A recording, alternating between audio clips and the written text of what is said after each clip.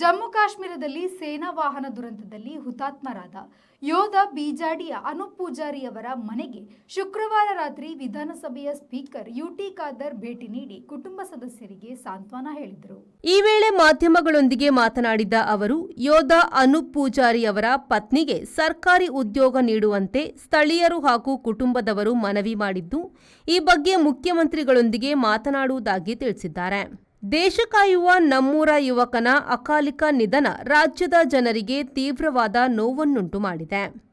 ಮಂಗಳವಾರದ ದುರಂತದಲ್ಲಿ ಮೃತರಾದ ರಾಜ್ಯದ ಎಲ್ಲಾ ಸೈನಿಕರ ಕುಟುಂಬದವರಿಗೂ ರಾಜ್ಯ ಸರ್ಕಾರದಿಂದ ದೊರಕುವ ಎಲ್ಲಾ ಸವಲತ್ತುಗಳನ್ನು ನೀಡುವ ಬಗ್ಗೆ ಮುಖ್ಯಮಂತ್ರಿಗಳು ಈಗಾಗಲೇ ತಿಳಿಸಿದ್ದು, ಇದನ್ನು ಶೀಘ್ರವಾಗಿ ಅನೂಪ್ ಕುಟುಂಬದವರಿಗೂ ಒದಗಿಸಲು ಪ್ರಯತ್ನಿಸುತ್ತೇವೆ ಎಂದರು. ಕುಂದಾಪುರ ತಾಲೂಕಿನ ಬೀಜಾಡಿ ಗ್ರಾಮದ ಅಶೋಕ್ ಪೂಜಾರಿ ಎಂಬುವರು ಅನೂಪ್ ಪೂಜಾರಿ ಅವರು ಕಳೆದ 13 ವರ್ಷಗಳಿಂದ ಭಾರತದ ಸೈನಿಕರಾಗಿ ತನ್ನ ಗಡಿ ಪ್ರದೇಶದಲ್ಲಿ ಕಾರ್ಯರತರಾಗಿ ಕೆಲಸ ಮಾಡ್ತಿದ್ದಾರೆ.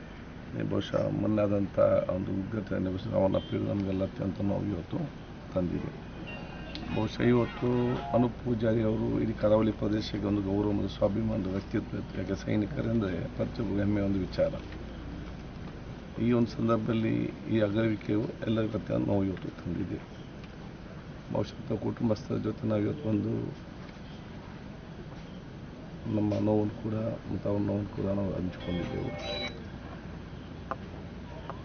ಅವರ ಆತ್ಮಕ್ಕೆ ಶಾಂತಿ ಸಿಕ್ಕಲಿ, ಅವರ ಕುಟುಂಬ ವರ್ಗ ಅಭಿಮಾನಿ ವರ್ಗದಲ್ಲಿ ಅವರ ಅಗಲಿಕೆ ನೋವಂಥ ಶಕ್ತಿ ಪರಮಾತ್ಮ ಕೊಡಲಿ ಅಂತ ನಾವಿತ್ತು ಪ್ರಥಮ ಕೇಳುವಂಥದ್ದು. ಎರಡನೇದು, ಬಹುಶಃ ಈಗಾಗಲೇ ಮಾನ್ಯ ಮುಖ್ಯಮಂತ್ರಿ ಕೂಡ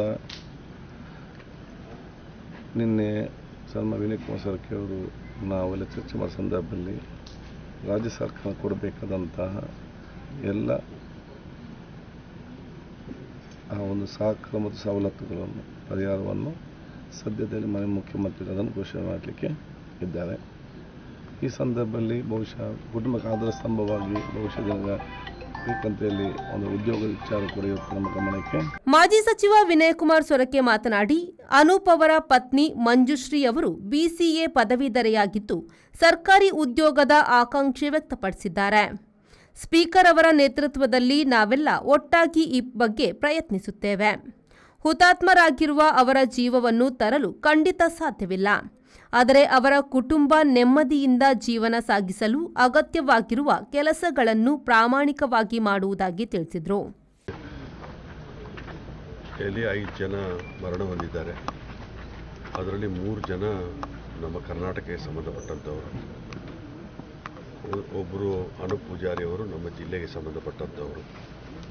ಭಾಳ ಕಷ್ಟಕರವಾಗಿ ಮುಂದೆ ಬಂದಂಥವರು. ತಾಯಿಗೆ ಒಬ್ಬನೇ ಗಂಡು ಮಗ, 2 ಹೆಣ್ಣು ಮಕ್ಕಳು. ಇತ್ತೀಚೆಗೆ ಮದುವೆ ಆಗಿದೆ, ಸಣ್ಣ ಮಗು ಇದೆ. ಇವತ್ತು ದೇಶಕ್ಕೋಸ್ಕರ ತನ್ನ ಪ್ರಾಣಾರ್ಪಣೆ ಮಾಡುವಂಥ ಒಂದು ಅವಕಾಶ ಆಗಿದೆ. ಈ ಸಂದರ್ಭದಲ್ಲಿ ಬೇರೆ ಉದ್ಯೋಗ ಸಿಗ್ತಿದ್ರೆ ಅಲ್ಲಿಗೆ ಹೋಗುವಂಥ ಅವಕಾಶ ಇರಲಿಲ್ಲ.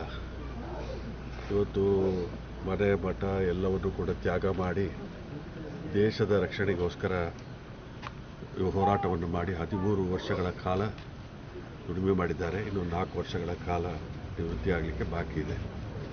ಇಂಥ ಸಮಯದಲ್ಲಿ ಈ ಘಟನೆ ನಡೆದಿದೆ. ನಿನ್ನೆ ಮಾನ್ಯ ಮುಖ್ಯಮಂತ್ರಿಗಳು ಬೆಳಗಾಂನಲ್ಲಿ 2 ಕ್ವಿಂಟಲ್ ಇದರಲ್ಲಿ ಭಾಗವಹಿಸಿದರು. ಇವತ್ತು ಇದರ ಬಗ್ಗೆ ಕೂಡ ಅವರು ಉಲ್ಲೇಖ ಮಾಡಿದ್ದಾರೆ. ದೆಹಲಿಗೆ ಹೋಗಿದ್ದಾರೆ. ಸ್ಪೀಕರ್ ಅವರು ಇವಾಗಲೇ ಸಂಬಂಧಪಟ್ಟಂಥ ಮುಖ್ಯ ಕಾರ್ಯದರ್ಶಿಗಳಿಗೆ ಸಂಬಂಧಪಟ್ಟಂಥವರಿಗೆ ಮಾತಾಡಿದ್ದಾರೆ.